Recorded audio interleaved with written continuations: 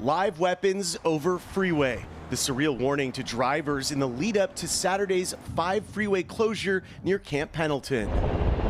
The Marines holding military drills Saturday with Vice President J.D. Vance and Secretary of Defense Pete Hegseth looking on.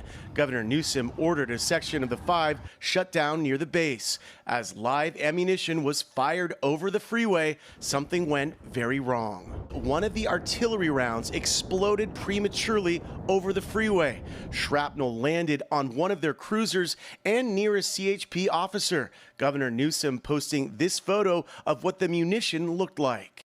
It's Ken Harbaugh with the Midas Touch Network. How many times have I said that Pete Hegseth is going to get someone killed? His incompetence, his vanity, his desperate desire to use the United States military to compensate for his own deep insecurities. We very nearly experienced a major tragedy because of that. Thank goodness Gavin Newsom had the sense to shut down the freeway over which that artillery round exploded. And of course, not a word from Republicans about it. Here's what Mike Levin, the Democrat in whose district Camp Pendleton sits, had to say. This is ridiculous. That live fire ammunition was shot over the 5 freeway? What are they doing? And who is responsible? We need to get to the bottom of it. At the end of the day, the Marine Corps are better than this. I know they're better than this. The community knows they're better than this. And just common sense needs to prevail here. I had to get Kris Goldsmith's take on all this. You know him as the founder of Vets Fighting Fascism. He is literally a professional Nazi hunter, which makes him very busy these days. But in his army days, and I didn't realize it until this interview, Kris was an artilleryman. He lays out just how dangerous, how insane this Marine Corps exercise was, all to inflate the egos of 2 very small men. Here's part 1 of our conversation. You may notice our matching anti-fascist book club merch. The link to the store is in the notes below. Here's me and Kris. Welcome to the Ken Harbaugh Show. We got Kris Goldsmith back, the founder of Veterans Fighting Fascism, an Army vet, not an artilleryman, but Kris. No, I was. You were. Forward observer.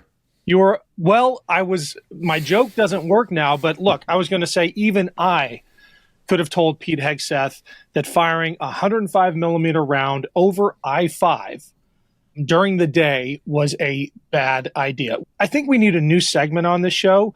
Stupid things Pete Hegseth did this week or this Tuesday, because it's nonstop. Yeah. So I was a forward observer, which if you've ever watched a Tom Hanks war movie, whether it's Band of Brothers or even Forrest Gump, there's always a point when the infantry is like walking through the jungle or walking through a city, and they get pinned down because all of a sudden there's like machine gun fire coming from the distance. And during those clips, you always see some nerd with glasses laying on his side, yelling into what looks like a telephone, and then things start blowing up.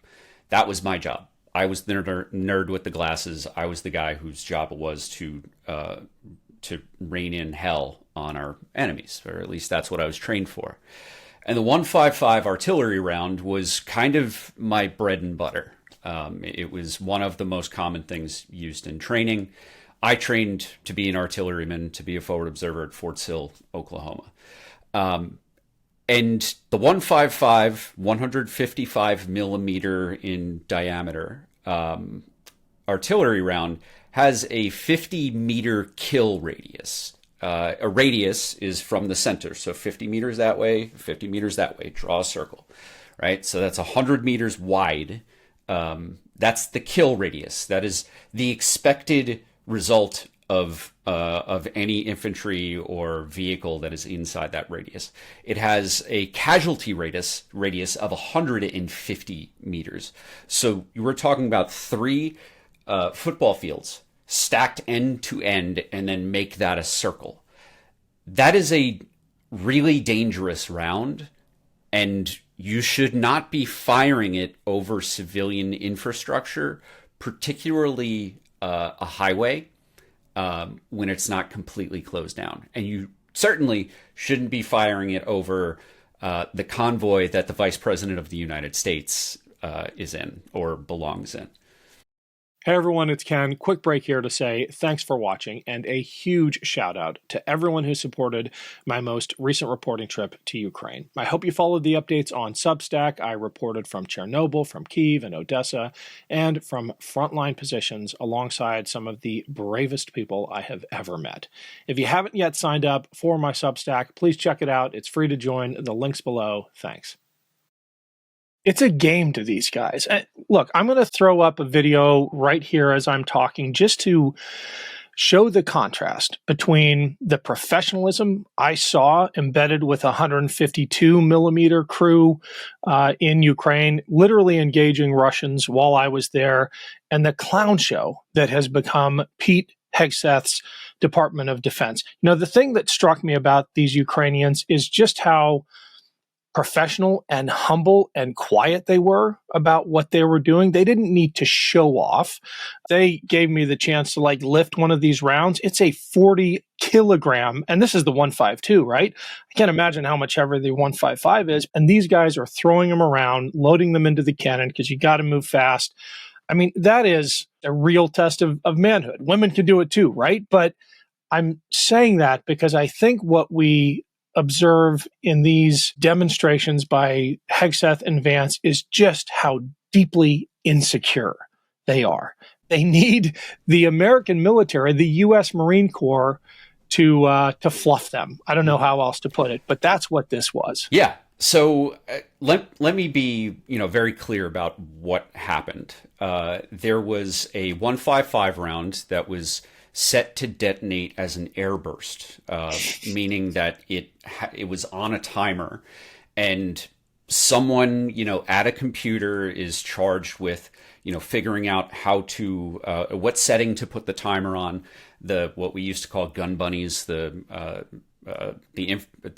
artillerymen who load the cannon would set the round, and it would travel for a certain amount of time, a certain amount of distance from the time that it is leaves the cannon, and it blows up above the ground, right? Those timers are not perfect, right? Like everyone who serves in the military, I'm quite sure, regardless of branch, will throw at least one grenade. And you know that the hand grenade has a 5-second timer, but you do not cook the grenade, let go, pull the pin, let go of the clip, and sit there for 3 seconds and then throw it, because timers are not perfect. And you do not want to die. So the idea that they were using airburst munitions over a highway, even though it was mostly shut down, is just crazy. And I am so surprised that they didn't want to shut it down. It was Newsom who took a ton of flack from the Trump administration for saying, hang on, you're doing what? Mm-hmm. We're going to shut down the highway. Thank God he did. Yeah. Before the event, the White House and Republicans blasted Governor Newsom's shutdown order, calling it political. Some of the GOP labeling it Bridgegate. One administration official posting this Monday, Governor, enough with the political theater. The Camp Pendleton 250th birthday celebration was an incredible victory for Marines and all Americans. No lives were endangered. Your fear-mongering insults every highly trained Marine's honor. You'll never be commander-in-chief. Yeah. And, what is surprising to me is that commanders are not saying no. That is the type of thing that I think that every officer, starting with the general in charge of Pendleton, should have said no and been willing to resign. If you are willing to fire live rounds that have 50-meter kill radiuses over civilian infrastructure or over American civilians, you don't belong in the military. And I am saddened to know that the officer corps is acting spineless right now, because it is their job to determine what is a lawful order and what is not. And putting civilians at risk with artillery, that is not a lawful order. Yeah, and they clearly did. I mean, the fragments rained down upon I-5. They hit vehicles that were in the vice president's security detail or motorcade. I'm not sure which maybe they're one and the same. And if not for Gavin Newsom exercising a little bit of responsibility and caution here, who knows what could have happened. And look, I might even take issue with your characterization of lawful, unlawful. I think we're at the point where mid-grade and certainly senior officers need to start making not just a legal calculus, but a moral calculus. I've never shared this publicly before, but I disobeyed an order once in my career, even though it was probably lawful, for a performance that would have been really stupid, flying a plane through a thunderstorm to get to an air show to impress the Japanese prime minister. Long story. And I said, I'm not exposing my crew to that risk. Court-martial me if you want to. And you know what happens in a situation like this? They back down because you make a sensible moral decision. And when it finally makes it up the chain of command, everyone's like, well, of course. And imagine if the captain or the major or the colonel had said, I'm not going to fire that round over I-5, even if I'm ordered to. Eventually, a general would have said, way to go, because that could have ended really badly. I just think we need to start expecting more of our military in this moment to say no. That was part one of my conversation with Kris Goldsmith. In part two, out tomorrow, Kris takes to task those commanders who know better, whose training and integrity, whose oaths to the Constitution should be compelling them to say no more often to this administration. As vets, both of us are calling on our military's leadership to speak out when ridiculous demands from this administration put Americans' lives, much less our democracy, at risk. We'll see you tomorrow.